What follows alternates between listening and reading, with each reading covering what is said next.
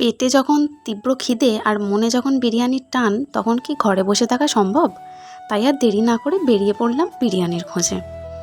আর আজকে এমনিই এত গরম, তো ভাবলাম বিরিয়ানির দোকানে যাওয়ার আগে একটু আইসক্রিম খেয়ে নিই।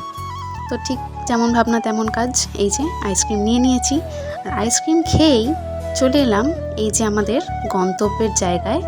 উফ, দোকানের বাইরে থেকেই এত সুগন্ধ, কিন্তু আসল মজা তো এই যে প্লেটে ঢালার পর যা সুগন্ধ উঠছে, এতেই তো অর্ধেক খিদে শেষ হয়ে যাচ্ছে পুরো একদম। এই যে পুরো ঝরঝরে বাসমতি চাল, সাথে সেই বিখ্যাত তুলতুলে আলু আর এক piece juicy soft chicken, just লোভ সামলানো দায়।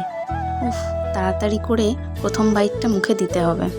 প্রথম বাইটটা দিতেই যেন সব ক্লান্তি দূর হয়ে গেল। প্রথম বাইটের পরেই বুঝতে পারলাম বিরিয়ানি একটা খাবার নয়, বিরিয়ানি একটা ইমোশন। ওকে, দেখা হচ্ছে নেক্সট ভিডিওতে। টাটা।